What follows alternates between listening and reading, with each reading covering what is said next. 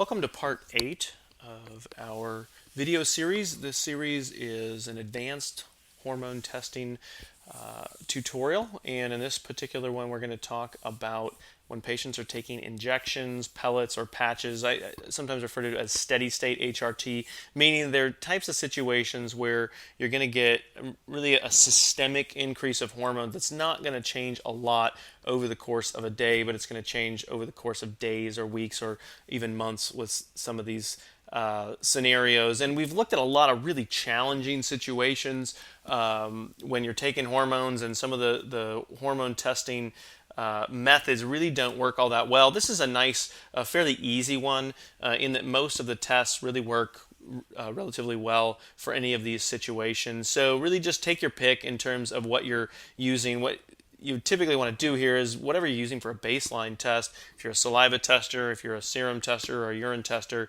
is going to work pretty well for any of these. But do keep in mind when we say patches, those are sometimes called transdermal, and they are transdermal, but they are in no way similar to transdermal creams. So if you're using transdermal creams or gels, you really need to see the last video in this series, which is probably the most complicated topic, but with patches, for whatever reason, it's a different situation.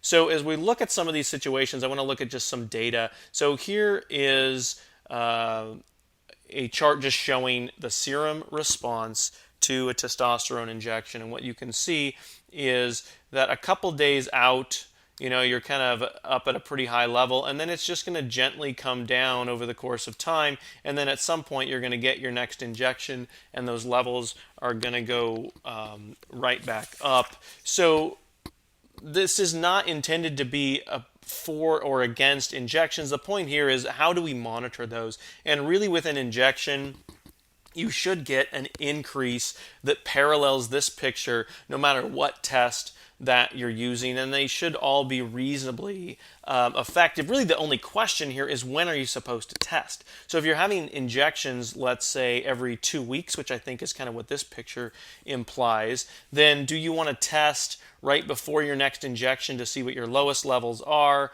Do you want to hit it right in the middle to see what your average levels are? If you certainly don't want to test real early on unless you're just kind of curious about what the peak values are, but you have to work your way through that, and part of that change is some of the challenge of working with injections is how to do that effectively. But you kind of have to figure out what question you really want to ask with the laboratory test. But any of the lab tests should work reasonably well. Here's another study where they looked at, and obviously this study was done with the intent of promoting a different type of delivery, either a patch or a gel, but just showing that here's what happens in serum with your testosterone injection, and here's what happens with a cream or a gel. You get a more of a steady level, but with any of these situations, you should be able to work effectively with any of the tests. Now, the patches are really nice in a certain respect. If you look here, they were looking at what happens if I put it on my belly or on my rear or on the hip, and you can see really, really similar patterns.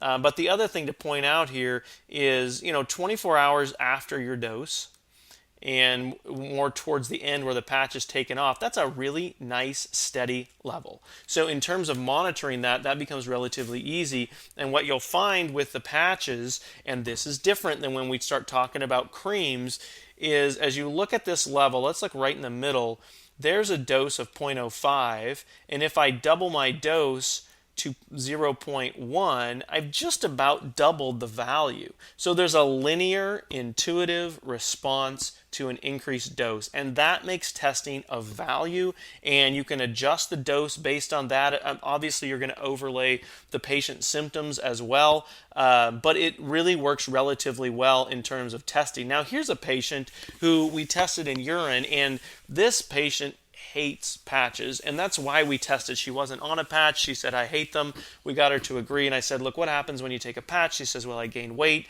I'm bloated, I feel terrible. And so when she's on the patch, this is what she looks at like. This is a postmenopausal woman who is, if you see the normal range for estradiol ends at 4.9, she's really, really elevated. Is that usual with a patch? No, it's absolutely not. How does this woman get such high levels from a patch, whereas the average woman does not? I have no idea, but what we did see is that the picture that we see in the laboratory testing agreed really well with what she was seeing clinically. For her, a different route of administration made a lot more sense.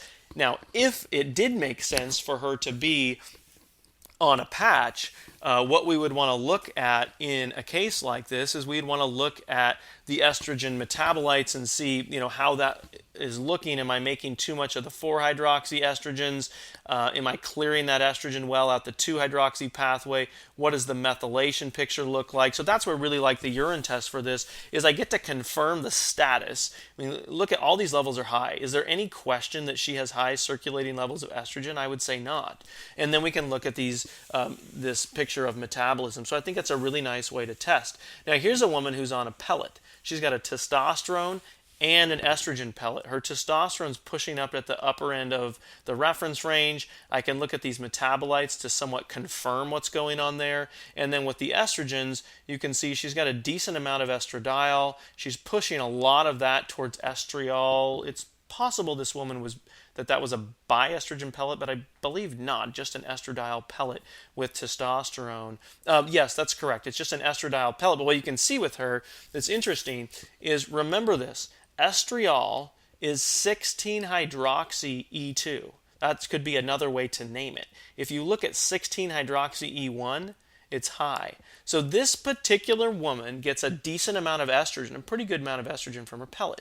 What does she do with it? She pushes it down these 16-hydroxy pathways, and look at her 2-hydroxy pathway. That's the favorable pathway. There's nothing there. So this woman has got an estrogen delivery system that if you looked in serum or in saliva, you'd probably get a pretty decent level of estradiol. What you wouldn't know is that she is not metabolizing that estrogen well, and this pellet is going to be in for months. So if you look at what's normal for estrogen metabolism, normally about 20% of that metabolism is 16-hydroxy, and normally 70% is 2-hydroxy. Look at this woman, almost no 2-hydroxy estrogens and tons of 16-hydroxy estrogens. If this woman takes something like diindolylmethane, it's really going to give her a more favorable pattern by pushing the estrogen down this 2-hydroxy pathway, and that's really the advantage of the urine test, is you get much more information to look at what the levels are doing in these types of situations, but as a general rule, when we're looking at pellets and patches and those things, you can get reasonable information from any of the tests. I personally prefer our urine test because it just gives so much more information about what's going on in terms of safety and efficacy. I think that's very helpful. So we'll take a look in the last two remaining videos at sublingual and transdermal hormones, which are the two most difficult ways to monitor hormones. So if you're in the practice of using those with your patients, please do watch those videos because that's really important information. So I hope this has been helpful for you. If you have any questions or comments, feel free to reach out at info@precisionhormones.com, and we thank you for your time.